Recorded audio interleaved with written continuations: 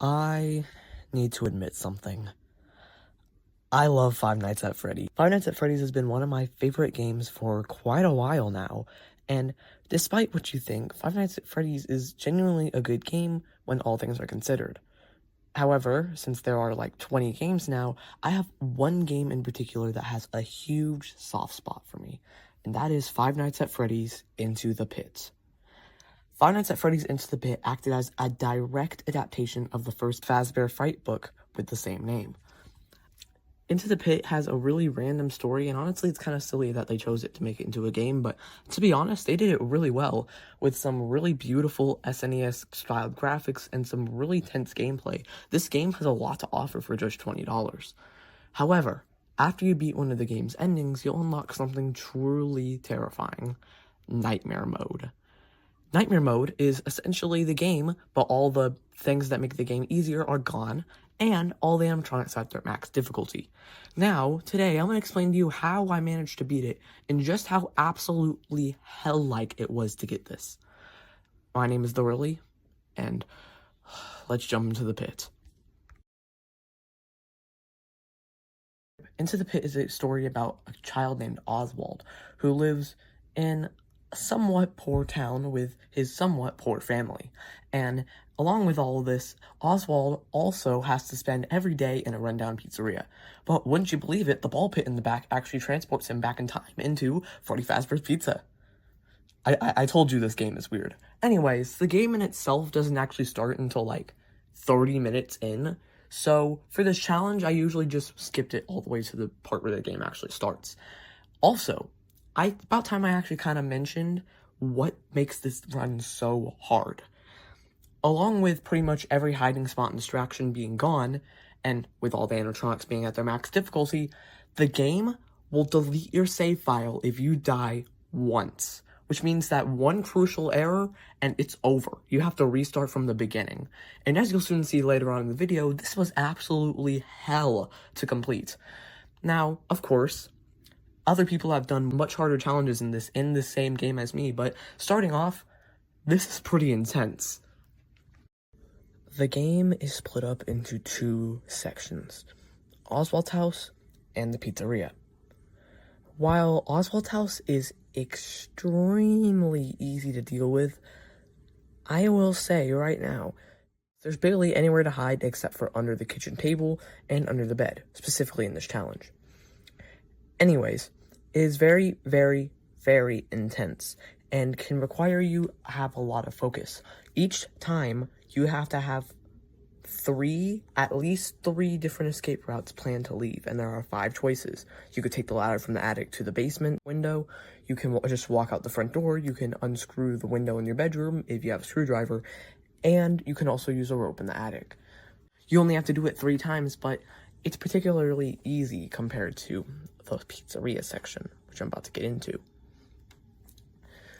Pit Bonnie, or I'm going to call him Freak Trap like the Bones 5 does, will particularly have a really goofy walk cycle. He'll wander around and then he'll move into a stage called the searching stage, as I like to call it, if he hears a sound that will alert him to your location, aka a noisemaker, chica in the later nights, or if you just make too much noise by running and stuff.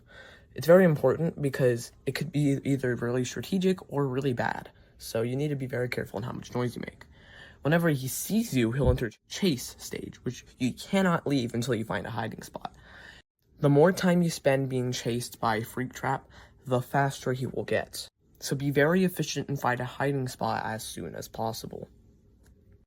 Now that I've explained Freak Trap, there's 3 other threats in this game. Although they can't technically kill you, they will seriously hinder your progress and make it extremely hard to avoid Freak Trap in some situations. Chica, who was introduced on night 2, will randomly walk around, and if you're in the same presence as her, she'll scream really loudly and alert Freak Trap straight to your location. Bonnie, introduced on night 3, will hide under tables around the pizzeria and will grab your leg if you try to hide underneath them. Freddy, introduced in night 4, will block random doorways and attempt to scare Oswald, stopping Oswald in his tracks even if he's being chased by Freak Trap. Although not that bad by themselves, all together on night 5 can create a hectic situation if you don't handle correctly. although Night 5 in itself isn't really too hard, as I'm about to talk about later. Now, it's time for me to actually talk about my experience with this challenge. I'm not going to be talking about any of the really serious story bits, so spoilers ahead, because I'm just going to spew random stuff, but I'm going to have backed up footage for some of my worst, best, and neutral runs that I just had to share with you guys. This was me trying to beat Five Nights at Freddy's Into the Pit Nightmare Mode. Enjoy. About the first 5 runs of the game were either deaths on night 1 or night 2, simply because I hadn't played the game in a while and I was pretty rusty. I just couldn't make quick time events and I just ended up getting stuck on things. It was a whole thing. After that, though, my main problem was night 3, simply because having to deal with Bonnie and Pit Bonnie made it extremely difficult. So I ended up having a lot of struggle with night 3 for almost 5 more runs. From that point on, I ended up having to deal with Freak Trap in night 4 with the whole Freddy gimmick thing, and trust me, this is when I tell you it got really annoying, because the game requires you to do a bunch of tedious arcade work in order to get some sort of retro item that you can give to this kid named Jet to get firecrackers to light in front of Freddy, which is super duper duper tedious. And let me tell you, it was a lot harder than you think, because I had to go around making sure I got certain items to fix certain machines, so that way I could get certain tokens, certain tickets, and certain vouchers, and certain mini video game console to give to this random kid, just so that way I can light a firecracker in Freddy's face. It made the game so much harder, and made it genuinely unenjoyable because of how many times I'd lose to such a small mistake. I didn't record it, but there was this really dumb mistake I made where I accidentally left the vent rather than crawling through it. I was in the vent hiding, and you can either crawl to the other vent, kind of like Among Us. I don't know why I decided to reference that. Or you could just leave the vent and continue where you are. See, Pit Bonnie was in the room, and the strategy was to leave the room via the vent and go on the opposite side of the map. However, for some stupid reason, I pressed A instead of Y, and I ended up just walking right into Pit Bonnie, and I was instantly killed on night 4, which made me really mad, first of all, but more than anything, I was more determined than ever. On runs 15 and 16, it was pretty safe to say that I was making it to night 5, but I was dying to one crucial error, the chase scene at the beginning.